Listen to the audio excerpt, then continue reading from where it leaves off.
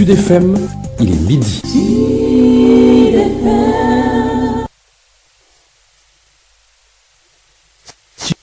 Sud FM, l'info, c'est ici.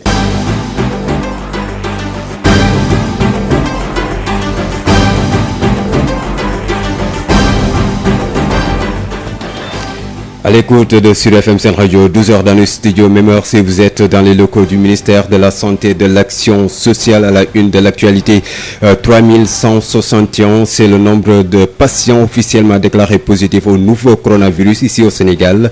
31 nouvelles contaminations annoncées ce mardi, dont 4 issues de la transmission communautaire identifiée entre Castor et Thiès. 18 cas graves sont actuellement en observation dans les hôpitaux. Le point avec le ministre de la Santé et de l'Action sociale, Abdoulaye Diouf Sarr, dès le début de ce journal. L'info, c'est aussi la reprise des enseignements. Dans ce contexte de pandémie, le ministre de l'Enseignement supérieur et de la Recherche donc écarte toute idée d'une année blanche et fixe la finalisation de l'année universitaire pour fin décembre. Toutes les dispositions sont également prises pour la tenue du baccalauréat. Les précisions de Cheikh Oumar Anne à suivre également. Honoraria des anciens présidents du Conseil économique, social et environnemental Frappe France Dégage s'oppose à ce décret injuste et injustifié. 2 lettres ont été déposées ce matin par la plateforme auprès du procureur de la République et sur la table du Conseil économique, social et environnemental. Et puis les leaders du Congrès de la Renaissance démocratique portent l'affaire en justice. Un pool d'avocats commis pour introduire un recours. Thierno Alassane Sall sera l'invité de El Hadji Malick Ndiaye dans ce journal. Dans cette édition, il sera également question de l'aide financière destinée aux Sénégalais de l'extérieur qui suscite la polémique en France. Des compatriotes ont été interdits d'accès aux locaux du consulat du Sénégal basé à Paris, dispersés par la police. Ces jeunes, vieux et femmes réclament leur part. Leur nom figure déjà sur la liste, affirme-t-il. L'inscription a été faite depuis plus de 2 mois. Il dénonce ce qu'il appelle le manque d'organisation de la part des autorités consulaires. Leur réaction sera dans ce journal. La page internationale sera remise. La revue de presse de Adjane Mahim Ndiaye va compléter cette édition d'information mise en onde aujourd'hui par Aline Badra Sossé. Les détails, c'est après ceci.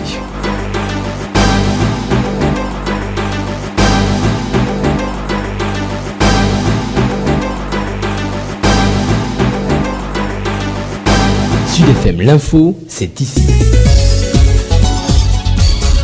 Babacar Samb qui vous dit bonjour, bienvenue et merci d'écouter sur FM Sen Radio pour vous informer. 3161, c'est le nombre de cas diagnostiqués positifs au nouveau coronavirus dans le pays depuis le 2 mars. 31 nouveaux cas annoncés ce mardi par le ministre de la Santé et de l'Action sociale. 3 proviennent de la transmission communautaire identifiée entre Castor et Thiès. 18 cas graves sont en observation dans les hôpitaux.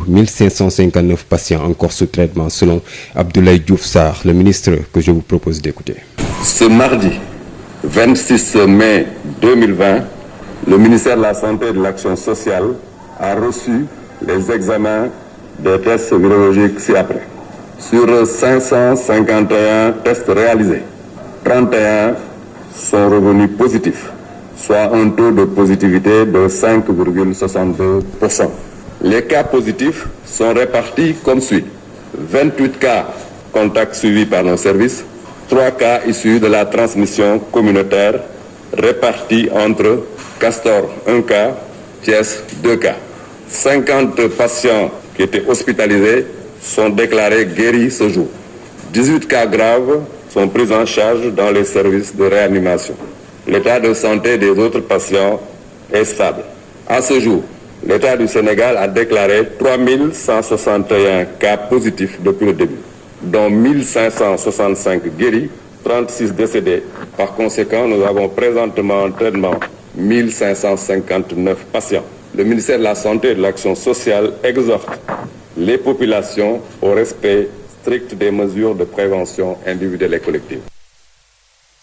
À l'instant, le ministre de la Santé et de l'Action sociale, Abdoulaye Diouf Sarr. Et puis, nous allons parler de la reprise des cours le 2 juin prochain.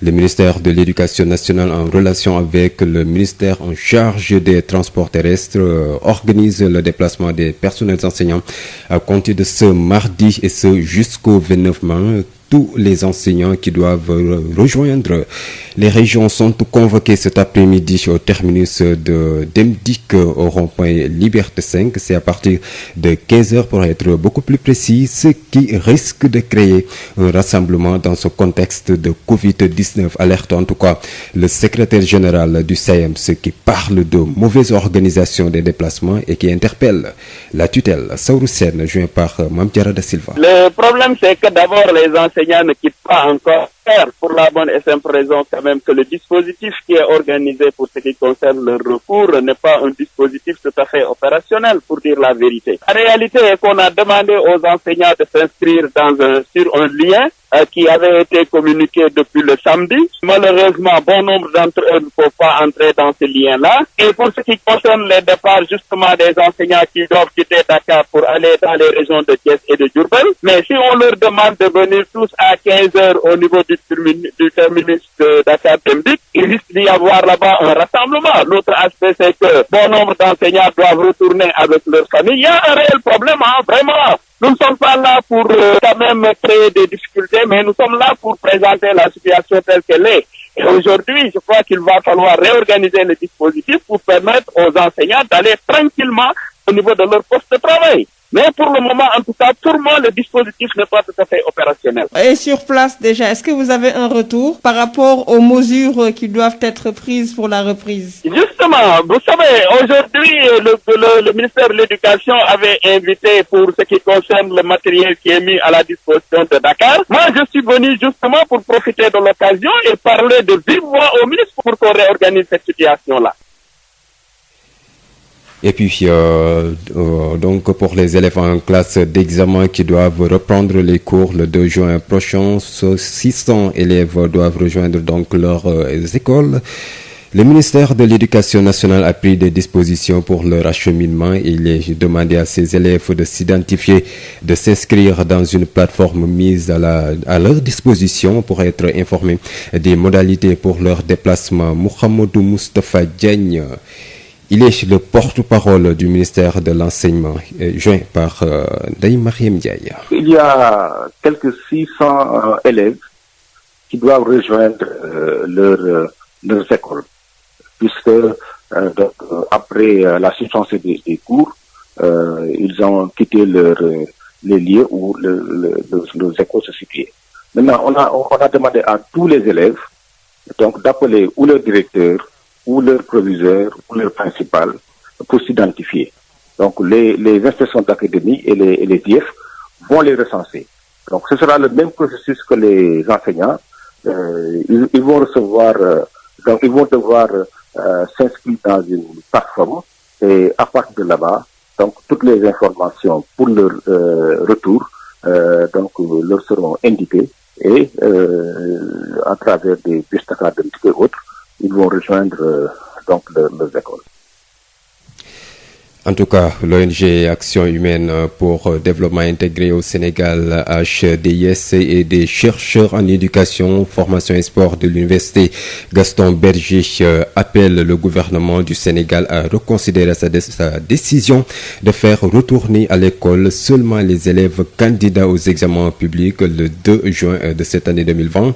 Ils estiment que l'activité d'enseignement-apprentissage n'est pas favorable en ce moment de fragilité psychologique et qu'aucune sécurisation physique ou matérielle ne pourrait rassurer les élèves et les soustraire de la peur ambiante d'être contaminés à tout moment et en tout lieu. L'ONG et les chercheurs en éducation, formation et sport de l'université Gaston Berger demandent au gouvernement pour mieux achever l'année scolaire 2019-2020 avec tous les apprenants et un programme complet de la prolonger jusqu'au mois de novembre prochain et de suspendre les enseignements jusqu'au mois de septembre. Le ministre de l'Enseignement supérieur écarte toute idée d'une année blanche dans les universités selon Cheikh Oumar Anne. Les instances académiques vont reprendre toutes les dispositions pour la reprise présentielle en septembre-octobre 2020. Les activités pédagogiques se poursuivent en ligne ainsi que la création des classes virtuelles.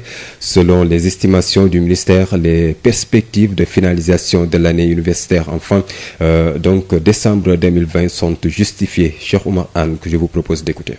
En ce qui concerne la reprise en présentiel, comme nous l'avions souligné, avec la progression actuelle de la pandémie et l'éventail des risques éventuels, l'ouverture des campus pédagogiques et sociaux demeure problématique pour l'instant. Ainsi, la reprise des enseignements en présentiel est subordonnée d'une part à l'amélioration significative de la situation sanitaire nationale et d'autre part à la mise en place de dispositifs offrant des garanties sanitaires au personnel enseignant et de recherche, au personnel administratif, technique et de service, aux étudiantes et étudiants.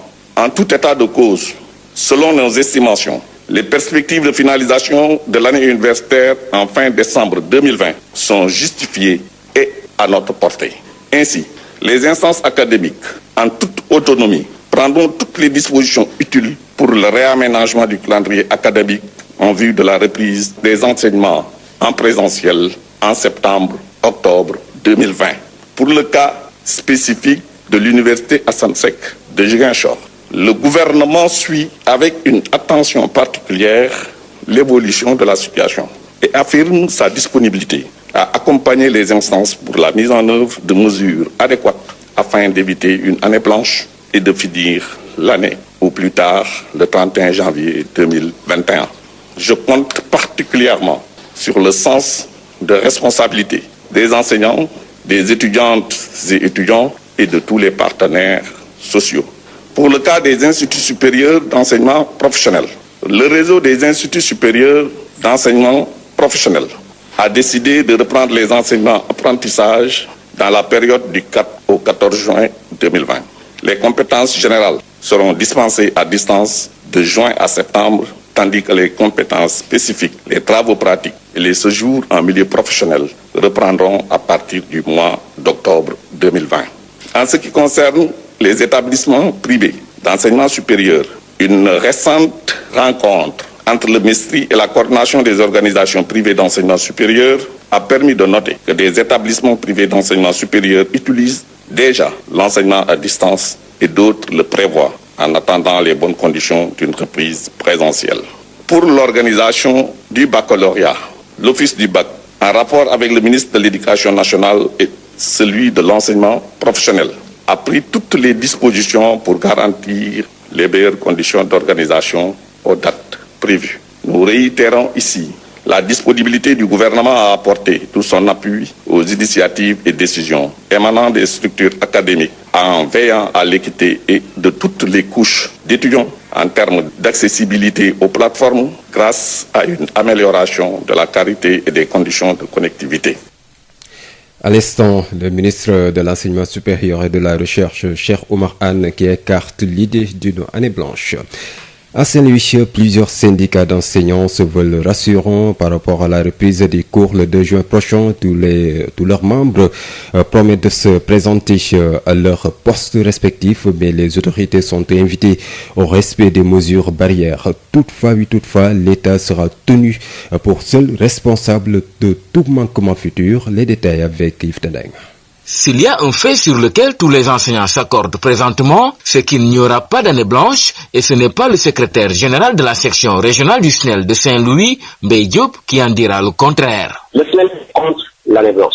Les enseignants sont contre l'année blanche. L'administration est contre l'année blanche. Les parents d'élèves sont contre l'année blanche. Parce que pour une année blanche, personne n'y gagne. D'où l'acceptation de tous leurs membres d'œuvrer aujourd'hui pour se présenter le 2 juin prochain à leur poste respectif. Actuellement, tous les enseignants ont reçu leur convocation. Nous avons espoir que tous ces enseignants se présenteront le 2. Oui, je le crois très bien parce que j'ai pris contact avec certains d'eux, donc ils m'ont dit qu'ils vont se déplacer. Même son de cloche pour les enseignants membres du CUSEMS au nombre de 1997 dans le pays, dont 808 concernés dans la région de Saint-Louis, renseigne Ansoumana Diatta, secrétaire général du CUSEMS section Saint-Louis. Donc l'État a décidé de les transporter et nous demandons à tous les enseignants de répondre présents pour que le 2, qu'ils soient en service dans leur poste respectif. Cependant, des conditions préalables sont posées par ces syndicalistes afin d'assurer une bonne reprise des cours. Nos inquiétudes restent intactes. C'est-à-dire parce que nous estimons que dans ce contexte, le protocole sanitaire pris par le ministre en charge de la Santé doit être respecté.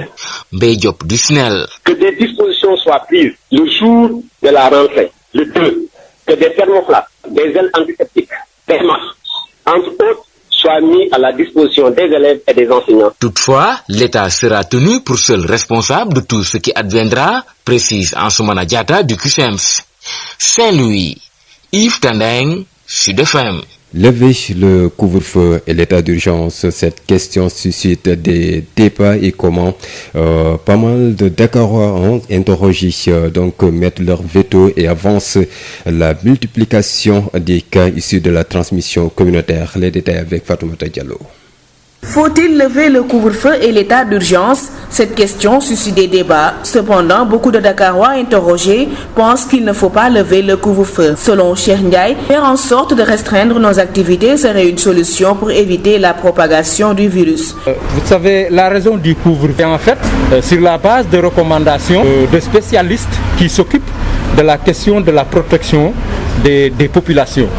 Et naturellement, si on limite le temps de circulation, cela veut dire justement que le nombre de cas infectés va augmenter, le nombre de cas communautaires va augmenter. Ibou Badji, cet enseignant, lui aussi n'est pas du tout d'accord pour qu'on lève le couvre-feu. Vu la multiplication des cas communautaires, il va plus loin en disant que nos frontières sont poreuses. Chez les gens ici, dans leur esprit, ils vont maintenant croire que leur habitude d'antan, il faut les reprendre. Par exemple, dans les tatas, il y a du sérieux. Celui qui n'a pas de place, il n'entre pas.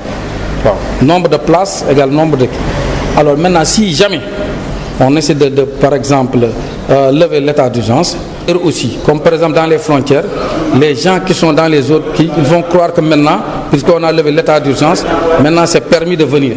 Contrairement à ces derniers, ce gérant de boutique de prêt-à-porter souhaite qu'on suspende le couvre-feu, car toutes les activités sont à l'arrêt. À mon avis, j'aurais préféré qu'il enlève vraiment le couvre-feu, comme ça vraiment on essaie de faire avec, on gère, du matin jusqu'à 21h, vraiment l'heure là c'est pas bon.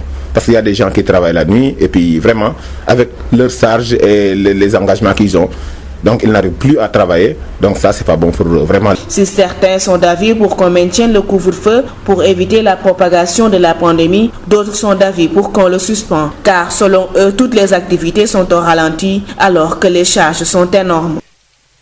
Fatoumata Diallo, il est exactement 12h17 ici dans nos studios. Même heure si vous êtes dans les locaux du Conseil économique, social et environnemental. Sud FM.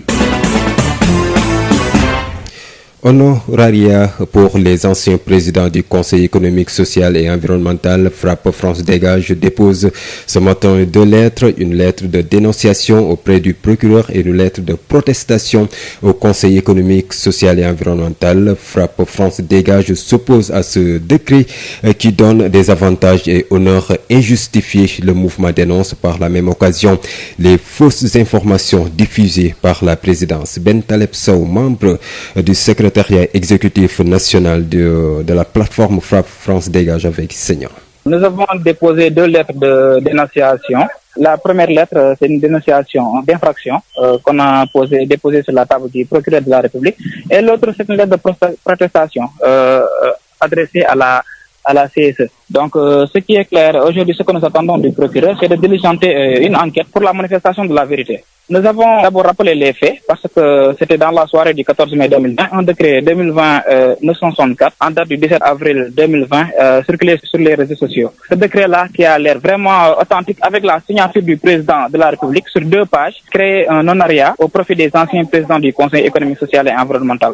Donc ce que nous considérons que c'est effectivement pas du tout normal parce que ce sont des avantages et des honneurs injustifiés. En plus de cela, la communication de la présidence de la République a effectivement sorti un démenti pour dire que ce décret était faux. Mais malheureusement, cette défense est aujourd'hui mise en mal par les nouveaux éléments qui confirment l'authenticité du décret 2020-964 du 17 avril. Un tel mensonge porte une atteinte manifestement grave à la crédibilité des institutions et entache l'honneur de la République. En conséquence, nous dénonçons tous les membres de la cellule de communication de la présidence de la République d'avoir commis les infractions suivantes. Diffusion de fausses nouvelles punies par l'article 225, usurpation des titres et de fonctions que sanctionne l'article 226, faux en écriture publique sanctionné par l'article 132, faux commis dans certains documents administratifs en vertu de l'article 137, contrefaçon de sceau de l'État en vertu de l'article 127 et trahison contre les institutions que sanctionne l'article 101 de la Constitution et enfin trouble à l'ordre public. Donc nous pensons que le procureur va se pencher en faveur du droit, effectivement faire de telle sorte que la vérité se manifeste et que les auteurs de ce démenti soient punis. Et puis les leaders du Congrès de la Renaissance démocratique portent l'affaire en justice. Un pôle d'avocats commis pour introduire un recours en annulation pure et simple du décret qui accorde des avantages aux anciens présidents donc du Conseil économique, social et environnemental, selon le porte-parole du Congrès de la Renaissance démocratique, Thierno Alassane Sall, avec El Hadj Malick Ndiaye. Nous avons décidé de déposer un recours pour contester le décret 976.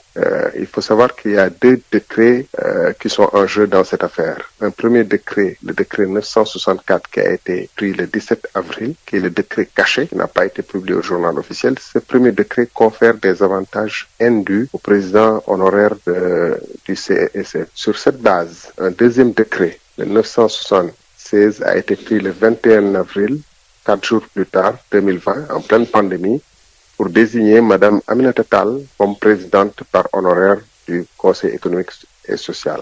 Nous contestons ce deuxième décret parce que nous avons des bases juridiques pour le contester, mais nous contestons l'ensemble des décrets, le 976 comme le 964 qui confèrent les avantages matériels, parce que là, pour des raisons à la fois légales et morales. On rappelle que dans une république, le système de rémunération doit être équitable, transparent et décidé de manière concertée par l'ensemble des forces vives et normalement arbitré aussi au niveau de l'Assemblée nationale. Ça ne peut pas être, puisque c'est l'Assemblée qui autorise les dépenses, ça ne peut pas être le fait d'un président de la République dans le secret de son cabinet. Et c'est parce qu'ils savent que cet acte n'est pas acceptable dans le contexte dans lequel on est. Et dans n'importe quel autre contexte, et encore moins dans ce contexte, ils ont caché ce décret. Mais puisque ce décret n'a pas été publié au journal officiel, il n'a aucune base légale. Parce que la publication d'un décret au journal officiel, rappelez-vous l'affaire Franck Timis et les contrats, fait partie des conditions matérielles substantielles pour que ce décret puisse entrer en vigueur. Et là, on voit que les gens essaient de se justifier en disant que le décret n'a pas été publié dans le journal officiel. Ce qui est un autre scandale. Apparemment, beaucoup de personnes ne s'occupent plus de savoir si on fonctionne par la tête ou par les pieds. Parce que qu'un communiqué officiel puisse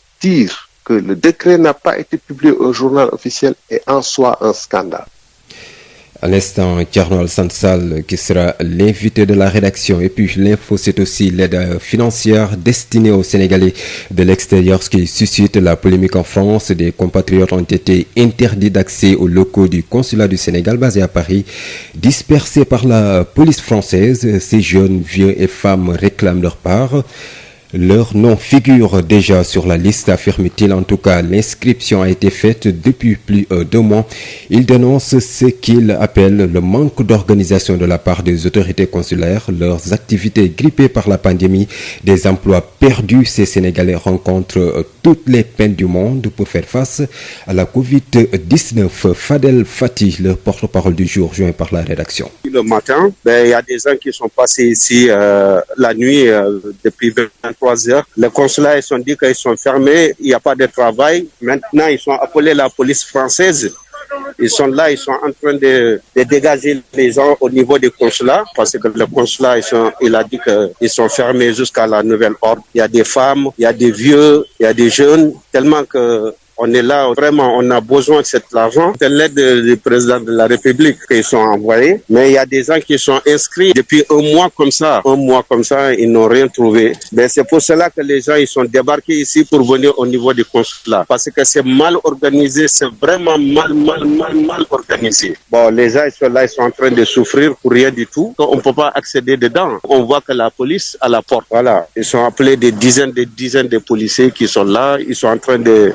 dit tout le monde allez rentrer chez vous parce que le consulat il a dit qu'ils sont fermés. Ben voilà, on va rentrer chez nous, on va rester comme ça. Le consulat il devait être bien organisé parce qu'ils sont des personnels, ils sont assez de personnel dedans, même s'ils sont sortis et ils sont dit que les gens vous faites de la queue. Ils prennent chaque personne son passeport, son RIB, ses dossiers, et ça va vite. Mais je ne sais pas pourquoi ils ont fait ça. Peut-être, non, on ne sait pas. Peut-être, tout le monde dit que oui, le consulat, il ne veut pas donner de l'argent parce qu'il voulait bouffer l'argent. Parce qu'il y a beaucoup de jeunes qui sont là, il y a des vieux, parce qu'ici, à ce moment, c'est difficile. On est dans le confinement là. Certains ils ont perdu leurs emplois. À l'instant, Fadel Fati, le porte-parole des Sénégalais, donc interdit d'accès aux locaux du consulat du Sénégal basé à Paris. Retenez que nous avons tenté de joindre le consulat, mais sans succès. Belle transition quand même pour parler de l'actualité hors de chez nous. Au Burundi, sans surprise, le candidat du parti au pouvoir, Évariste Ndayishimiye, a remporté l'élection présidentielle à 52 ans. Il accède donc à la magistrature suprême. Après avoir été pendant 15 ans dans l'ombre du président sortant Pierre Nkurunziza, ministre de l'Intérieur et de la Sécurité publique en 2006, puis tour à tour chef de cabinet militaire et civil du président. Au Cameroun, ce week-end et ce lundi, 4 bénévoles de l'association Initiative Survie Cameroun, lancée par l'opposant Maurice Kamto, ont été interpellés à Sangmelimia. Un autre bénévole a été arrêté lundi à Djoum.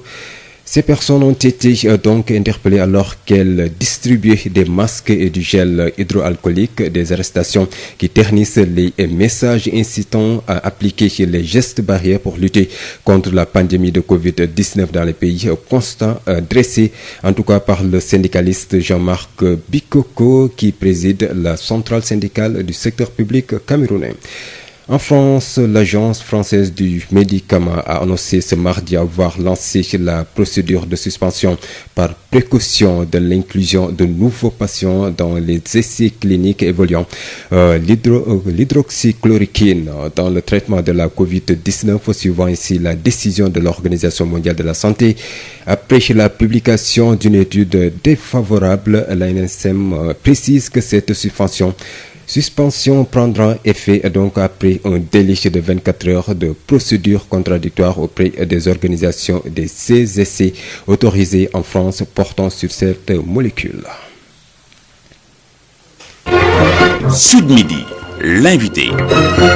Il s'agit de Thierno Alassane Sall, le porte-parole du Congrès de la Renaissance démocratique, les leaders de ce congrès qui porte cette affaire, je vous le rappelle, l'honorariat pour les anciens présidents du Conseil économique, social et environnemental. Cette affaire devant donc la justice, un pool d'avocats commis pour introduire un recours en annulation pure et simple du décret qui accorde des avantages aux anciens présidents du Conseil économique, social et environnemental, Thierno Alassane Sall, avec El Hadji Malick Ndiaye. La rédaction reçoit aujourd'hui Thierno Alassane Sall. Bonjour. Bonjour, M. Ndiaye. Vous êtes membre du Congrès de la Renaissance démocratique. Nous allons parler de l'honoraria pour les anciens présidents du Conseil économique, social et environnemental. Vous avez décidé d'introduire un recours. Dites-nous pourquoi. Alors, nous avons décidé de déposer un recours pour contester le décret 976. Il faut savoir qu'il y a deux décrets qui sont en jeu dans cette affaire. Un premier décret, le décret 964 qui a été pris le 17 avril, qui est le décret caché, qui n'a pas été publié au journal officiel. Ce premier décret confère des avantages indus au président honoraire du CESF. Alors, sur cette base, un deuxième décret, le 976, 1976 a été pris le 21 avril, 4 jours plus tard, 2020, en pleine pandémie, pour désigner Mme Aminata Tall comme présidente par honoraire du Conseil économique et social. Nous contestons ce deuxième décret parce que nous avons des bases juridiques pour le contester, mais nous contestons l'ensemble des décrets, le 976 comme le 964 qui confèrent les avantages matériels, parce que là, pour des raisons à la fois légales et morales. Alors, parfois dans la presse, je vois un peu que c'est pas très clair. C'est le décret 976 que nous contestons. Nous avons de très bonnes raisons de considérer qu'il est frappé de vice en lui-même. Bien que ce décret 976 a été publié au journal officiel le 29 avril, nous pouvons donc le contester puisqu'il a été publié au journal officiel. Nous avons une base légale. Premièrement. Deuxièmement, il s'appuie entre autres sur le décret 964 qui lui-même n'a pas été publié, donc n'a pas de base juridique. Mais il y a d'autres vices que nous ne saurions révéler à l'antenne et qui est le problème des avocats. Est-ce que vous avez commis un pool d'avocats? Naturellement, nos avocats planchent déjà sur le dossier. C'est un dossier du reste assez simple, comme je viens de l'expliquer. Pour ce qui concerne le dernier décret, le 976 du 21 avril, il est assez simple puisqu'il fait référence à un décret qui n'existe pas officiellement, c'est le 964, mais qui comporte d'autres vices. Pour en revenir sur le décret 964, c'est pas une question de polémique, comme vous avez tendance à le dire tout à l'heure ou comme l'opinion peut le croire. C'est une question de principe et de valeurs qui fondent une république. Voilà un décret, le 964, qui a été pris le 17 avril 2020 en pleine pandémie, qui n'a jamais été publié au journal officiel pour des raisons très simples. Parce que le président de la République et ceux qui ont pris ce décret savent moralement qu'il est inadmissible dans un tel contexte de prendre un tel décret. Ils savent que juridiquement, sur la base des principes et des philosophies juridiques qui soutiennent et qui fondent un État, qu'on ne peut pas conférer des avantages anormaux indus à quelque individu que ce soit. Parce que, rappelons-le, la présidente par honoraire ou un président par honoraire du Conseil économique ou de quelque institution que ce soit a exercé des fonctions extrêmement élevées pendant une période très courte de son existence. Un mandat, 2 mandats. Durant cette période, il est très peu probable qu'il ait rendu des services vraiment significatifs à la nation en comparaison des avantages matériels et financiers considérables que lui octroie la nation. Pendant ce temps, et justement parce qu'on est en pleine pandémie, on a des médecins, des soignants qui sont des chômeurs ou des contractuels dans des hôpitaux qui n'ont pas le minimum nécessaire pour survivre. On a vu tout le mouvement Andegessem jusqu'au moment des élections. Des gens désespérés qui rendent service à la nation, qui nous soignent, qui s'occupent de nos vieilles personnes malades, qui s'occupent de nos enfants, qui s'occupent de nous-mêmes et qui n'arrivent pas à avoir le minimum vital pour survivre. On voit les pompiers qui sont exposés à la contamination, qui n'ont pas le matériel requis pour faire face. On voit des enseignants vacataires pendant de longues périodes de leur vie, contestent pour avoir des régularisations de leur salaire. Et dans cette même république, on confère à quelqu'un qui a eu tout de cette république-là pendant des dizaines d'années, on lui confère des avantages jusqu'à la fin de son existence, c'est-à-dire jusqu'à la tombe, en lui conférant 4,5 millions par mois et tous les autres avantages qui sont listés. Ça ne fait pas partie de la République. Ça, c'est des droits qu'une personne octroie, qu'un roi octroie à quelques privilégiés. Parce qu'on rappelle que dans une république, le système de rémunération doit être équitable, transparent et décidé de manière concertée par l'ensemble des forces vives et normalement arbitré aussi au niveau de l'Assemblée nationale. Ça ne peut pas être, puisque c'est l'Assemblée qui autorise les dépenses, ça ne peut pas être le fait d'un président de la République dans le secret de son cabinet. Et c'est parce qu'ils savent que cet acte n'est pas acceptable dans le contexte dans lequel on est. Et dans n'importe quel autre contexte, et encore moins dans ce contexte, ils ont caché ce décret. Mais puisque ce décret n'a pas été publié au journal officiel, il n'a aucune base légale. Parce que la publication d'un décret au journal officiel, rappelez-vous l'affaire Franck Timis et les contrats, fait partie des conditions matérielles substantielles pour que ce décret puisse entrer en vigueur. Et là, on voit que les gens essaient de se justifier en disant que le décret n'a pas été publié dans le journal officiel. Ce qui est un autre scandale. Mais notre République, apparemment, beaucoup de personnes ne s'occupent plus de savoir si on fonctionne par la tête ou par les pieds. Parce que qu'un communiqué officiel puisse dire que le décret n'a pas été publié au journal officiel est en soi un scandale.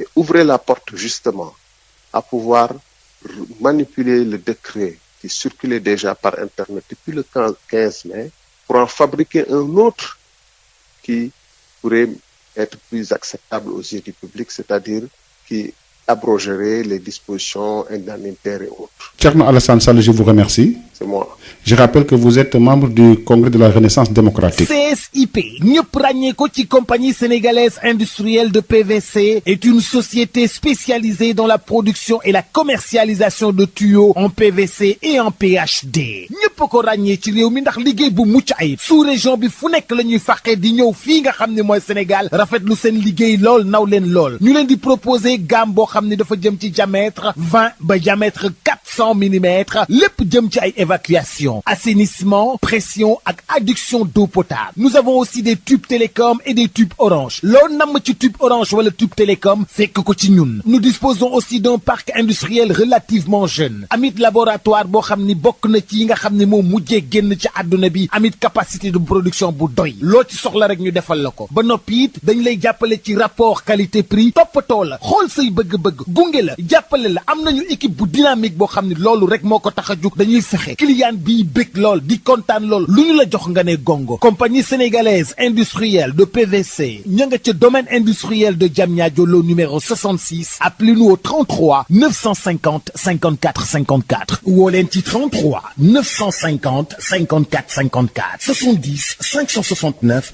03 69 70 638 00 71. mail csip@csip.sn. visitez notre site web www.csip.sn.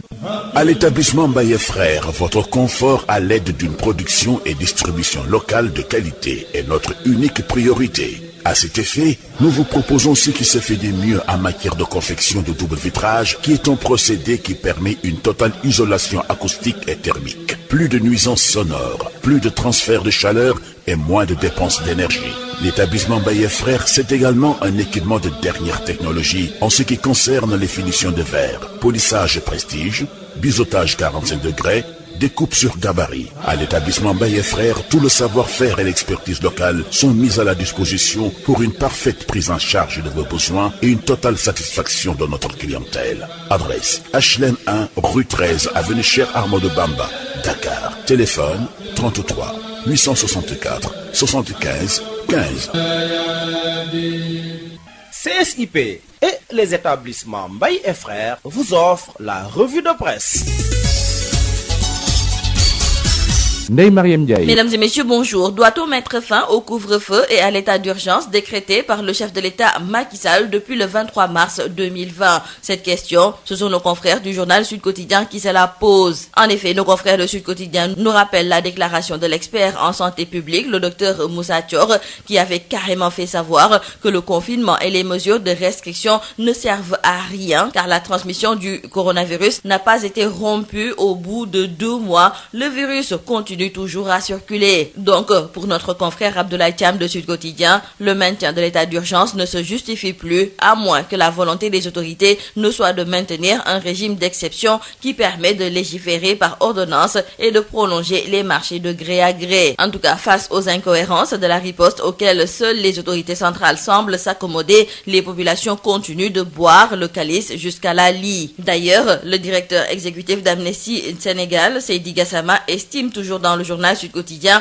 que l'État doit arrêter le couvre-feu instauré dans le cadre de la lutte contre le coronavirus. Il soutient par ailleurs que les moyens doivent être concentrés sur l'achat de masques aux populations des zones rurales et la sensibilisation. Jean-Paul Diaz, lui aussi, n'est pas d'accord avec l'amplitude du couvre-feu. Le leader du BCG s'est prononcé dans le journal Rewmi Quotidien et il se rappelle qu'en 1988, il y a eu un couvre-feu, mais il était de 21h à 6 heures du matin. Et pour lui donc, le couvre-feu est excessif parce que personne ne peut imaginer que c'est la nuit que se balade le virus. Donc, il souhaite que le couvre-feu soit levé. Pour Chergué, le chargé de prospective à Enda Tiers-Monde et par ailleurs secrétaire général du cadre unitaire de l'islam au Sénégal, il prône un changement de stratégie dans la gestion de cette pandémie. En effet, selon lui, notre système sanitaire s'est développé et a permis de juguler la létalité et la gravité de la maladie chez les cas infectés. Il était l'invité de l'émission Objection de la radio Sud FM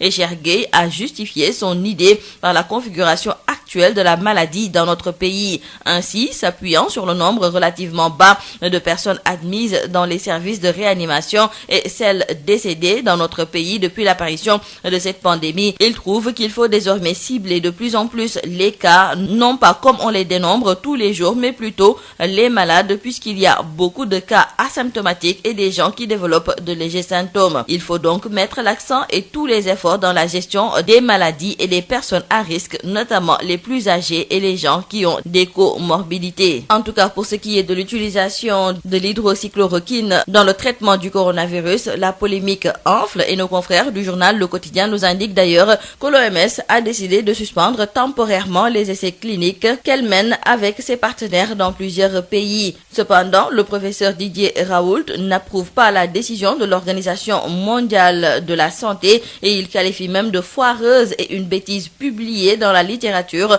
l'étude réalisée par la très réputée revue médicale The Lancet et qui a recueilli les données de 96 000 patients. Parlons à présent de la Korité. Pour cette année, c'est un Aïd el-Fitr bien spécial, encadré par des restrictions et sous la psychose du coronavirus. Selon nos confrères du quotidien Le Témoin, la fête marquant la fin du mois de Ramadan a été célébrée dimanche dernier sous couvre-feu au Sénégal et presque tous les sermons à Touba, Yoff, Léona, Niassène, mais aussi le message du chef de l'État ont été consacrés à la pandémie de la Covid-19. Dans le quotidien Le Soleil, nos confrères reviennent sur le discours du chef de l'État lors de la fête de Korité et retenons entre autres que pour Macky Sall, il est hors de question de baisser la garde, bien au contraire, il a réaffirmé sa ferme détermination à poursuivre le combat pour vaincre la maladie tout en appelant les Sénégalais à continuer à respecter les règles dans le cadre de la lutte contre la pandémie. Affaire Senelec-Akile, la polémique continue d'enfler. D'ailleurs, dans le journal Direct News, nos confrères se posent la question de savoir à qui le deal profite le plus.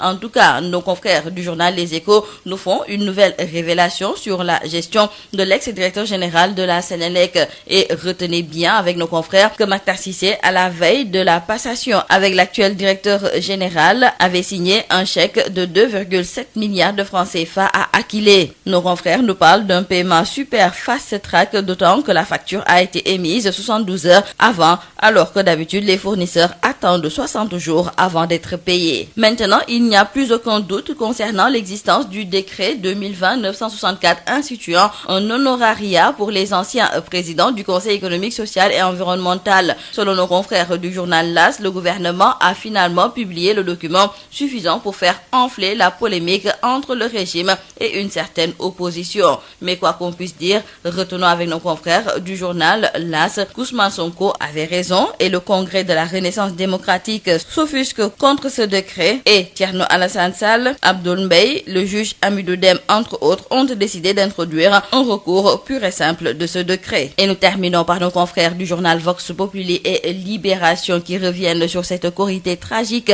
à Notogui Diama. Un jeune homme de 22 ans a aspergé d'essence son père avant de le brûler vif. Dans le journal Libération, nos confrères nous rapportent les propos du fils qui a brûlé donc vif son père. Il a expliqué en garde à vue qu'il a mis le feu dans un bol rempli d'essence avant de le jeter sur son père alors qu'il était devant la télé. Et le jeune homme accuse son père d'avoir frappé et répudié sa mère et le père de famille qui venait de prendre une seconde épouse est mort quelques heures après son admission à l'hôpital de Thiès. C'est tout à vos journaux et très bonne lecture. CSIP, ñëpp ràññee ko ci compagnie sénégalaise industrielle de PVC, est une société spécialisée dans la production et la commercialisation de tuyaux en PVC et en PHD. ñëpp ko ràññee ci réew mi ndax liggéey bu mucc ayib. sous-région bi fu nekk la ñuy fàqee di ñëw fii nga xam ne mooy Sénégal rafetlu seen liggéey lool naw leen lool. ñu leen di proposer gamme boo xam ne dafa jëm ci diamètre 20 ba diamètre 400 mm lépp jëm ci ay évacuation, assainissement, pression ak adduction d'eau potable. Nous avons aussi des tubes télécom et des tubes orange. loo namm ci tube orange wala tube télécom fekk ko ci ñun. Nous disposons aussi d'un parc industriel relativement jeune. amit laboratoire boo xam ni bokk na ci yi nga xam ne moo mujjee génn ci àdduna bi. amit capacité de production bu doy. loo ci soxla rek ñu defal la ko. ba noppi it dañ lay jàppale ci rapport qualité prix toppatoo la xool say bëgg-bëgg gunge la jàppale la. am nañu équipe bu dynamique boo xam ne loolu rek moo ko tax a jug. dañuy fexe client bii bëgg lool di kontaan lool lu ñu la jox nga ne gongo. compagnie sénégalaise industrielle de PVC ña nga ca domaine industriel de Diamniadio lo numéro 66. appelez-nous au 33 950 54 54 woo leen ci 33 950 54 54 70 569 03 69 70 638 00 71. Mail csip@csip.sn. Visitez notre site web www.csip.sn. À l'établissement Mbaye Frères, votre confort à l'aide d'une production et distribution locale de qualité est notre unique priorité. À cet effet, nous vous proposons ce qui se fait de mieux en matière de confection de double vitrage, qui est un procédé qui permet une totale isolation acoustique et thermique. Plus de nuisances sonores, plus de transfert de chaleur et moins de dépenses d'énergie. L'établissement Mbaye Frères, c'est également un équipement de dernière technologie en ce qui concerne les finitions de verre, polissage prestige, biseautage 45 degrés, découpe sur gabarit. À l'établissement Mbaye Frères, tout le savoir-faire et l'expertise locale sont mis à la disposition pour une parfaite prise en charge